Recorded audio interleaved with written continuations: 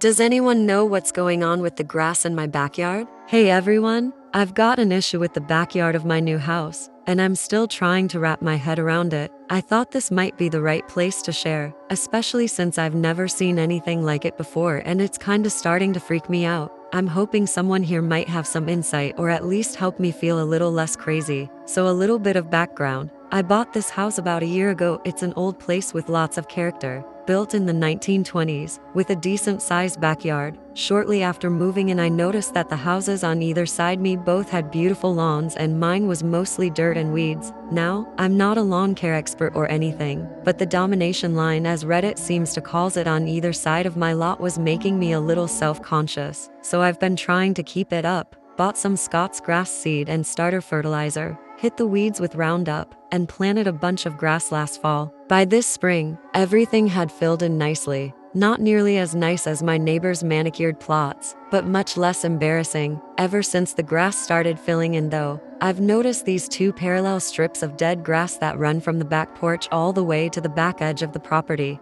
They seem like they're around 3 feet apart, perfectly straight, and no matter what I do, I can't get anything to grow there. The rest of the lawn looks fine, but those two lines just stay sickly, thin and brown. At first, I didn't think much of it. I figured it was just some old garden bed or maybe a path that had been overgrown. But it was weird how the rest of the lawn bounced back in the spring except for those two strips. It's like they're immune to anything I try: fertilizer, watering, even reseeding. Nothing works. When I finally broke down and asked my neighbor his opinion, he shrugged and said there might be something under the ground there that's preventing the grass from taking properly, and that my hypothesis of an old paver path or something was probably right. A few weeks ago, curiosity got the best of me. I decided to dig down a bit and see if I could figure out what was going on underneath causing the issue. I grabbed a shovel and started digging, not even 6 inches down. I hit something hard. It wasn't a rock, it had a metallic sound when the shovel struck it. It was at this point I realized I was being a bit of an idiot, as for all I knew it could be a gas line or sump outlet or something, and the last thing I needed was to blow up the neighborhood by stupidly digging in my yard on a whim.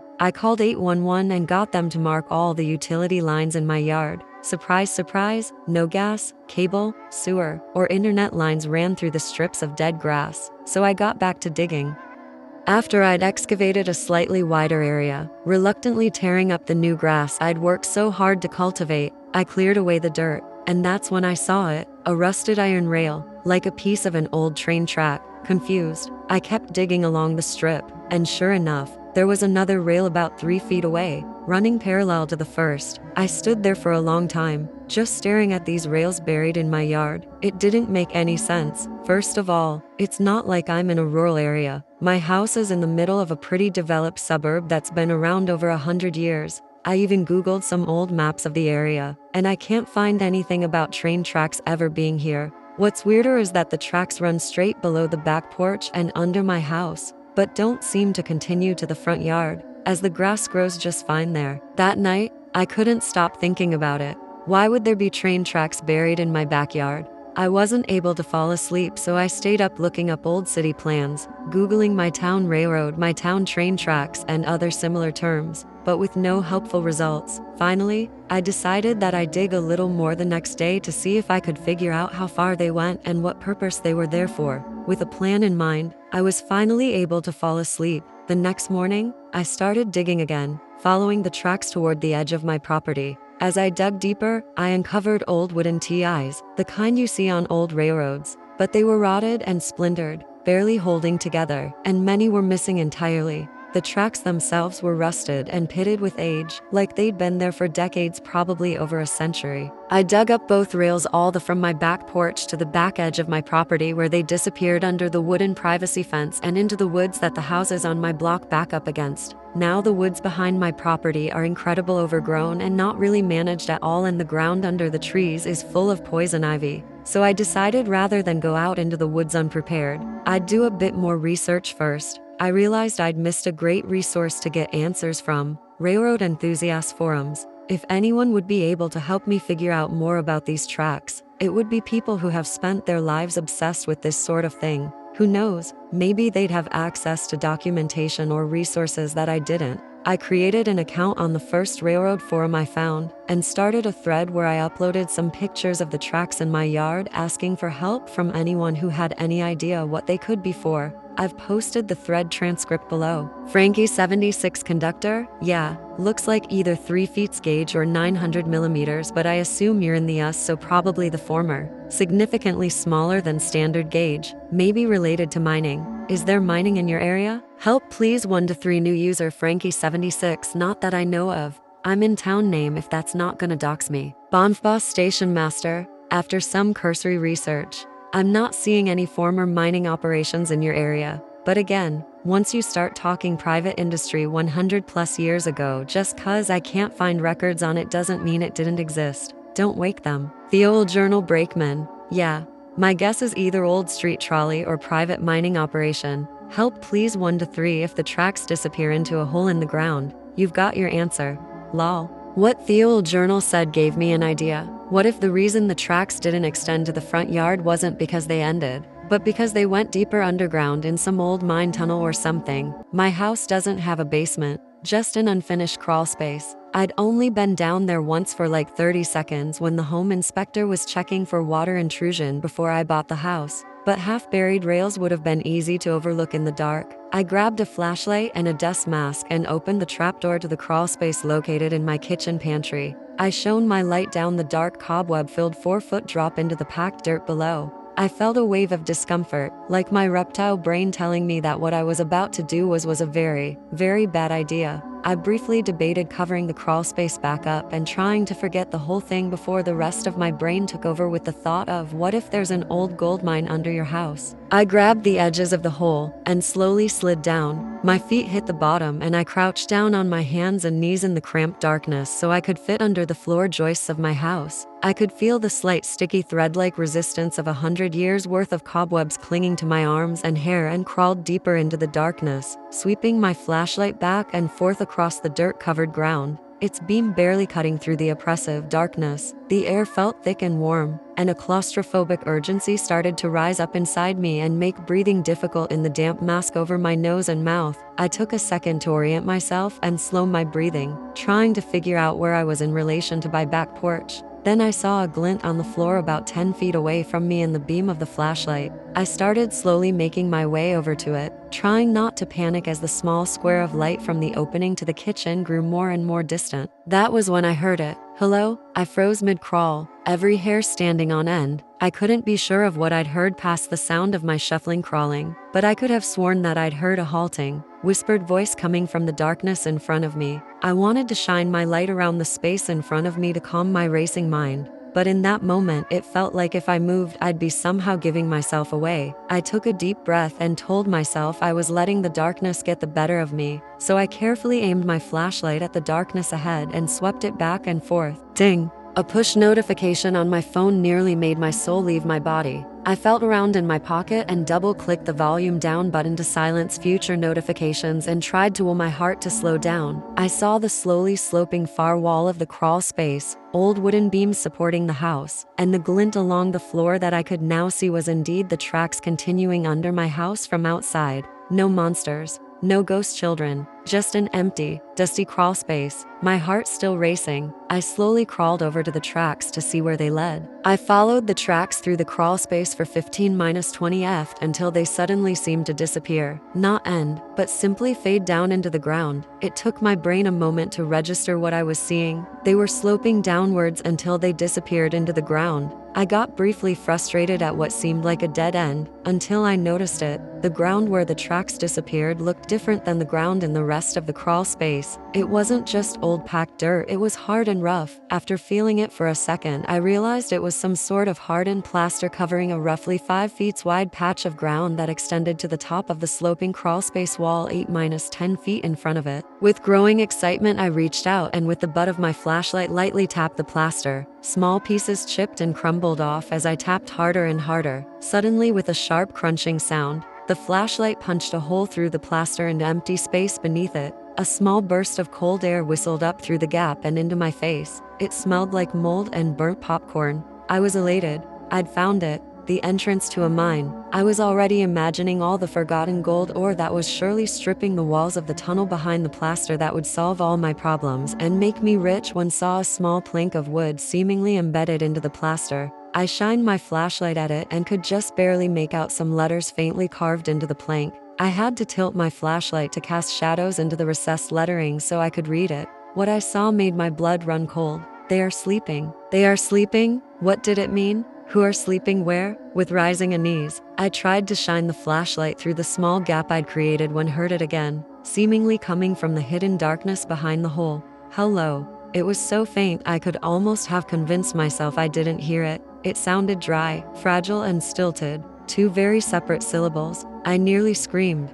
jerking my head up and hitting it on the low ceiling. In my panic, I let go of my flashlight, dropping it through the hole in the plaster and into the space beyond. Just like that, I was in pitch darkness. I panicked. The air was thick with the smell of damp earth and rot, and every breath felt like I was sucking in dirt. My heart was racing, my skin slick with cold sweat, and the weight of the earth above me felt like it was crushing me, suffocating me. I scrambled backwards, cutting my arms on the rough wooden support beams around me as I frantically scrambled to find the light of the kitchen trapdoor. My throat tightened, and I could feel the panic rising as the darkness seemed to close in, swallowing me whole. I clawed at the dirt, desperate to back out, but my limbs felt heavy, unresponsive, like I was sinking into the ground itself, and I felt an innate sense deep down that if I didn't get out now, I never would. Finally, I saw the square of light a few feet over my shoulder and I turned around to face it, crawling frantically. I heard skittering noises across the dirt floor behind me. Was it from my feet kicking up loose rocks and debris, or was something coming for me from the darkness? I willed myself forward and heaved myself up through the trapdoor, sliding it back into place and pulling a shelf's worth of soup cans down on top of it as though it would keep whatever I'd heard down there from breaking through. I ripped off my dust mask and crawled backwards out of the pantry, gasping and shaking. It's been several hours since I went down into the crawl space. I'm writing this all from a coffee shop in town to clear my head. I don't know what's going on, or what I'm going to do next. Sell my house?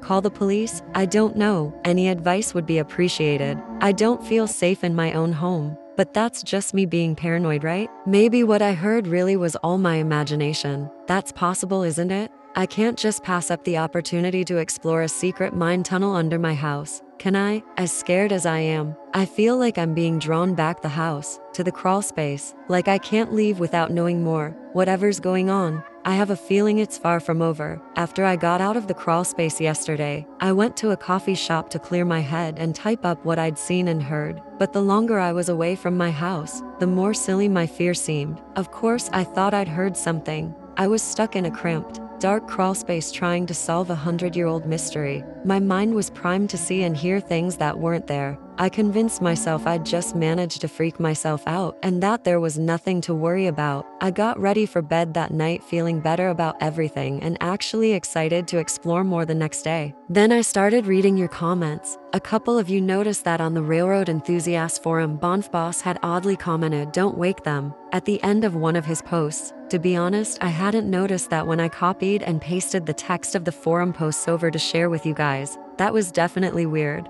Could it have something to do with the wooden sign I found in the crawl space that said "They are sleeping"? How would anyone else know about that? I pulled up the forum thread I'd created to have a look and maybe ask Bonfboss what he meant by that. What I saw confused me. Remember that push notification I'd gotten in the crawl space? Turns out that was a new reply alert for the thread. And it wasn't the only one. I'd silenced my phone so I didn't see that in the time I was down in the crawl space I'd gotten nearly 30 more replies in rapid succession. I've pasted some here. Bonfboss Station Master Warmer. Frankie 76 Conductor Bonfboss. Huh? What are you talking about? You're getting too close. Homebrewed Conductor definitely not streetcar tracks. They wouldn't have wooden TIs. You're going to wake them. Bonfboss Station Master nearly there. Frankie 76 Conductor they can hear you while they sleep. Homebrewed Conductor go no further. Bonfboss Station Master come closer. Bonfboss Station Master nearly there. Frankie 76 Conductor you're standing on top of them. Thomas the Dankengene Station Master WTF has this thread devolved into op.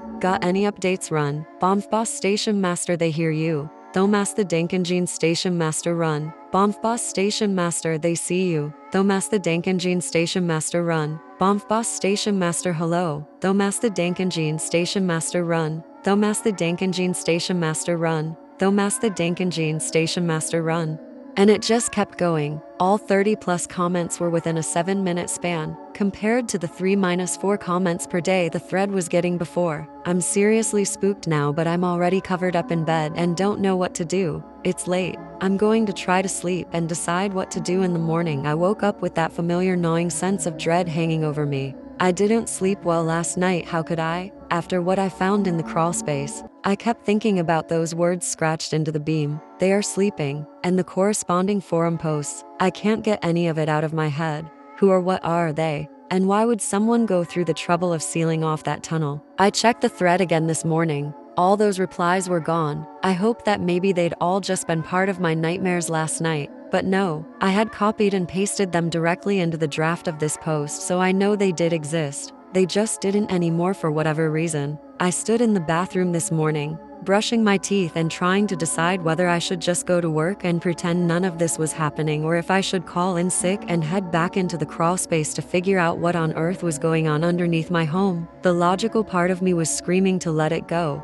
to just move on and maybe move, period. But the other part, the part that's been nagging at me ever since I found those damn tracks, wouldn't shut up. I couldn't just leave it alone. I had to know more. My brain was fighting a tug of war between fear and curiosity. I've always been curious to a fault, never able to look away or let things go. Yeah, this was all weird and none of it felt right, but there are freaking secret mine train tracks under my house. 10-year-old me would think I was the luckiest man in the world and would punch me if he found out I'd just given up exploring them because I got scared of something. Who knows, maybe the noises, the voices, they're just figments of my imagination, the result of too little sleep and too much excitement and anxiety. And maybe the thread replies were bots or something, and that's why they got deleted. In retrospect, it sounds stupid, I know, but the more I thought about it, the more I knew I couldn't just ignore what I'd found. There was something down there, something buried for over 100 years, and it was calling to me. So, I made the decision. I called in sick, threw on some old clothes, and headed to the hardware store. I picked up a better dust mask, a couple of heavy-duty work lights, those bright halogen ones on stands that can light up a whole room, extension cords, a headlamp, and a sledgehammer. I figured if I was going back down there, I wasn't going to let the darkness mess with my head again. I needed to see everything clearly this time. No shadows, no dinky flashlight, just the mundane, grounded reality of what's beneath my house. Back home, I set up the lights around the crawl space, making sure every corner was lit up, especially the area near the tracks. It felt a little better being able to see the whole place lit up, even though there were still some areas in shadow due to all the support beams down there. But that oppressive feeling was still there, like the walls were closing in on me. Having everything lit up really revealed how cramped the space was, making it feel smaller and more claustrophobic. Also, halogen lights put out a lot of heat, so with all of them turned on in that already stuffy crawl space, it was downright uncomfortable. I slowly made my way to the far end of the crawl space, following the tracks to where I found the sealed-off entrance yesterday. The plaster covering it looked old and brittle, like it had been hastily slapped on. I could see a sparse network of lath that had been used to support the plaster, but it was so old and poorly applied that I was sure my sledgehammer would make quick work of it. I sat there for a few minutes, the sledgehammer in my hand, my heart pounding in my chest. Once again, every part of me started screaming to leave it alone, to walk away, but I couldn't. I had come this far, and I needed to know what was behind that seal. So, I swung the sledgehammer and broke through. The plaster crumbled easily and the lath splintered into tiny shards, falling away and tumbling down into the sloping hole beyond. I kept smashing the plaster, scraping the sledgehammer around the edges of the opening to knock off any sharp chunks and create a narrow opening just big enough to crawl through. I stopped and waited for the sound of the skittering pieces of plaster to die down until the whole crawl space was dead silent. I hesitated, my heartbeat pounding loudly in my ears. I waited anxiously, sure that at any moment I'd hear a distant voice whispering, or the sound of someone crawling up the newly uncovered passage toward me.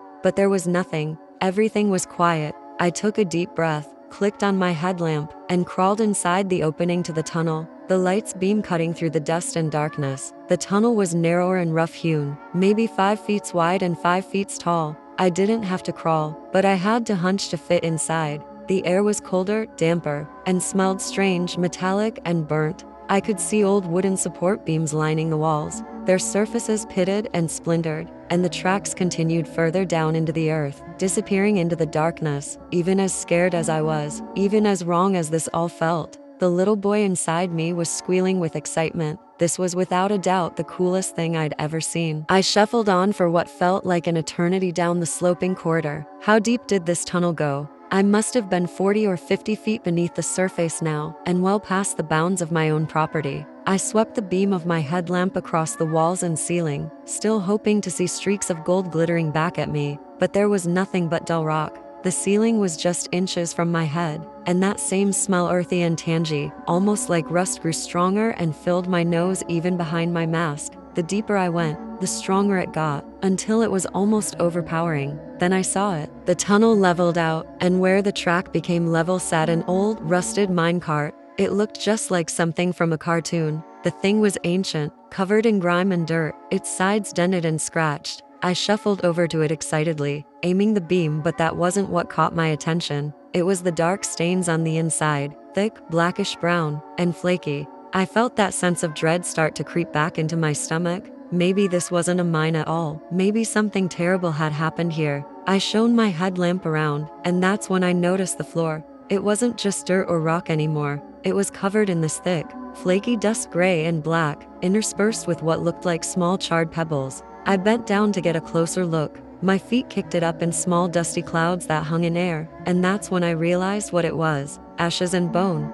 I was walking on charred, crushed, powdered bone. The realization hit me like a punch to the gut. I was standing in a place where people or things had been burned, reduced to ash and scattered across the ground. I instinctively took a step back, feeling a desperate need to get out of there. That's when I heard the voices. They were faint at first, just a whisper that could have easily been an echo of my scrambling footsteps, but they grew louder, more distinct. Hello, where is my face? I can't find my face. Hungry, so hungry. Panic hit me like a wave, and I stumbled back, nearly tripping over the tracks as I turned and began scrambling up the incline as fast as I could. I didn't stop until I was back in the well-lit crawl space, the sledgehammer abandoned behind me. I turned back toward the opening and paused for a moment, breathing heavily, listening for the rapid footsteps I was sure I'd hear coming for me, but everything was silent until "Play with me." The voice came from the tunnel. It was so faint I could barely hear it past my own breathing. It sounded like a child's voice,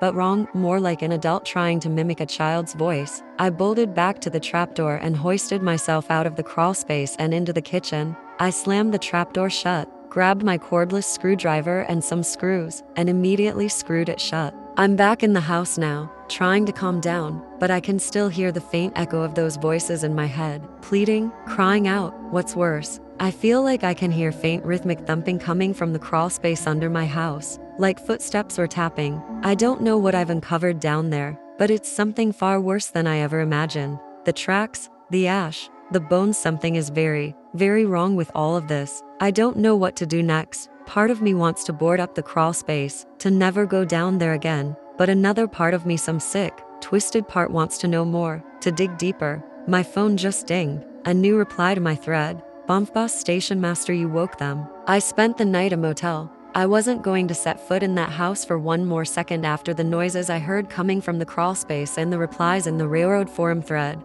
I don't know what I'm going to do about my living situation long term, but for now I just had to get out of there. I went to bed last night trying my hardest to forget about the tracks and move on, but one thought still nagged at the back on my mind. I still don't know where the other end of the tracks went. I'd journeyed deep underground to find that awful burial chamber, but I hadn't yet followed them into the woods to find the other end of the line. In retrospect, it seemed like maybe that should have been my first course of action all along, rather than crawling down into the darkness of that tunnel. Surely some abandoned train tracks running through the woods couldn't be that bad, right? I decided this would be my last exploration. Then I would call the police to report what I found under my house, let them handle it, and move out of this town. I work remotely, so it wouldn't be too big of a deal. I just needed answers and had to get out of there. I wasn't going back into my house, so drove to the Bass Pro Shops on the edge of town and got heavy boots and overalls to protect against the poison ivy and underbrush, a long-sleeve sweatshirt, a camelback, a high-powered flashlight, GPS watch. I just didn't trust my phone anymore, a cheap metal detector, and a hunting knife. I set off back to my property. a sense of dread building with every mile closer I got. When I finally pulled up outside my house, it was hard for me to even make eye contact with it. Is making eye contact with a house a thing? I got out of my car and walked straight to the backyard. With purpose, I marched over to the back privacy fence and hopped over it into the thick brush on the other side. Immediately, it felt like I was in a different world. The suburban sounds of distant cars, sprinklers, and garage doors died away instantly, replaced by the rustling of leaves, chirping of birds, and buzzing of insects. Looking at the ground under my feet, I immediately knew I would have no hope of following the tracks visually. They'd been abandoned and buried so long that trees and brush were growing right up through them, with barely any indication that they were ever there. Quickly, I turned on the metal detector and swept it back and forth over the ground. Beep, beep, beep, it worked perfectly, giving a chirp whenever I swept it over the spot where I knew the tracks came through under my back fence, and sustaining a steady beep if I held it over the rails. With newfound confidence, I began making my way through the thick forest. I walked for what felt like an hour, but was probably closer to 20 minutes. The going was slow thanks to all the underbrush, vines, and mature trees. The forest was thick, overgrown, and disorienting. Thankfully, both my GPS watch and my phone still seemed to be agreeing with each other and pinpointed where I was. I stopped for a second to take a sip out of my Camelback when I heard it. Scrunch, the sound of a footstep on leaves, coming from behind me. I whipped around, suddenly on high alert. There was nothing behind me. Was I imagining things? Or maybe it was a small animal or the echo of one of my own footsteps? I cautiously turned back around and took a few more steps forward. Scrunch, scrunch, scrunch, scrunch. Now conscious of just how loud the sound of my feet cracking through the underbrush was, I stopped again. Scrunch. Just a half second after my footsteps stopped, there it was again, sounding like it came from maybe 10-15 feet behind me, like someone was following me and stopping as soon as I did. I looked around again, unease rising and my heartbeat quickening.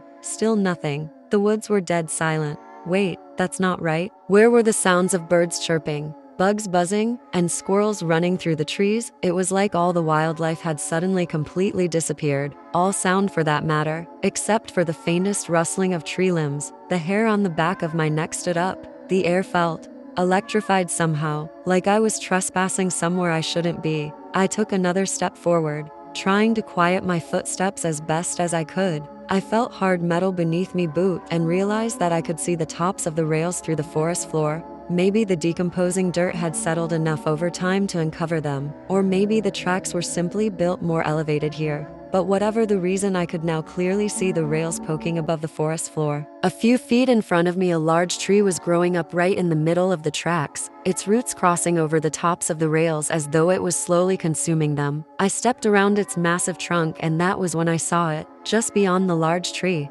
the forest suddenly thinned out, and the ground became more uneven. The air felt different here, colder, heavier, as if the very ground was saturated with something dark, something unnatural. The tracks led into a massive clearing up ahead, but this wasn't like any clearing I'd ever seen. It didn't look like it had been cut down or cleared by fire. It was more like the forest simply refused to grow there. The ground was barren, covered only by tufts of dry, brown grass, and the few trees that bordered the edge were twisted and stunted like the ones you see halfway up a tall mountain, their branches reaching out like skeletal fingers. The whole area felt wrong, like a wound carved out of the earth where nothing had the strength or the will to heal. The ground was littered with chunks of crumbling stone. At first, I thought they were just rocks, but as I grew closer, I could see they were covered in chunks of mortar and appeared in straight lines, the remnants of old foundations. At the center of the clearing, half buried in the dirt and overrun with dead weeds and ivy, was what was left of an old building. Building might be giving it too much credit. The ruins were mostly rubble and barely visible, just a few broken walls and scattered stones. But it was clear that this place had once been large, massive, even. I could still make out the faint outline of a large rectangular stone foundation, and what looked like a broken column far ahead on the opposite side of the clearing. But it wasn't the decay that unsettled me, it was the feeling that clung to this place, a sense of deep, pervasive dread that seemed to radiate from the very earth. It was as if the air itself was thick with the memories of something terrible, something that had happened here long ago. I checked my phone. No service. I glanced at my GPS watch and it was simply blinking, unable to determine location. I followed the tracks towards the ruins like I was being drawn towards them by a magnetic force, every fiber of my being helplessly trying to hold me back, until my foot caught on the sharp edge of something heavy and metallic, barely visible beneath a tangle of roots and weeds. I pulled it free, my heart pounding in my chest, and wiped away the dirt to reveal a thick metal cornerstone plaque that identified the place in which I was standing: Lippincott Asylum for the Criminally Insane. My blood ran cold. I'd never heard of the place before, but the name sent a chill down my spine. This wasn't just an old building, this was a place where people had been locked away, forgotten, and left to rot. The tracks led straight through a wide gap in the stone foundation to what was once a large square room. I could see remnants of a tile floor under the loose dirt on the ground, and at the far end was a giant hulking mass, covered nearly completely by dead leaves and vines. The tracks ended right in front of it. I slowly walked towards it, knowing this mystery was almost at its end, feeling a combination of excitement, anxiety, dread, and fear rising with every step. As I got closer, I tripped over a large square grate in the floor and landed hard, my face inches from the ground. The tiles were stained and darkened, not evenly as if from age and wear, but in streaks, dark brown and black streaks and smears, leading from all over the room to whatever the giant brick mass in front of me was. I stood up, inching closer, already knowing what it was but wanting to be wrong. The thick brick walls and heavy iron door at waist height told me all I needed to know. I was standing in the asylum's crematorium. I stood there staring at the place where they must have burned the patients' bodies, dozens, hundreds, who knew? I inched closer to the cremation chamber, my blood rushing in my ears. I pulled on the massive rusted door and, much to my surprise, it opened slowly, with a grating, screaming groan. I shined my flashlight inside and what I saw made my blood run cold. There were scratches all over the inside of the soot-stained door and walls, frantic scratches, desperate scratches, as though someone or many someones had been trying to escape from the inside. This wasn't just a place for the disposal of bodies. No, this was something far worse. This was where they disposed of people, the unwanted, forgotten patients who had been shoved into the crematorium while they were still alive. My heart pounded in my chest as I realized the true horror of what had happened here. I heard a deep clanging sound coming from somewhere beneath me. I spun around and realized it was coming from the grate in the floor. I took a step back as I began hearing desperate, wailing voices coming from beneath the ground all around me. They said they'd cut out the bad parts, but they never stopped cutting. It still hurts. You should feel it too. My fingers, they're all wrong. All wrong. I'm so cold. Won't you burn with me? I turned and ran. I ran as fast as I could. I had answers that I wished I didn't, and all I wanted was to be as far away from that place as I could. I ran until I couldn't run anymore, until I heard the sound of birds chirping once again and my phone had service. I wasn't going to follow the tracks back home, so I found the nearest edge of the woods on my GPS watch, which thankfully had begun working again, and walked to it as quickly as I could. I'm now sitting in my car as I type this. I'm okay, I think, but nothing feels right. I feel like there's a massive weight on my chest and I can't shake it, but I've made up my mind. I'm never going back to that house. I'm going to move. I'm going to call the police to report what I found under my house. I'm leaving. I'm not going to move. I'm not going to call the police. I am not leaving. I am going back to the house. I will go back to the tunnel. They are calling. I can hear them. I am going home.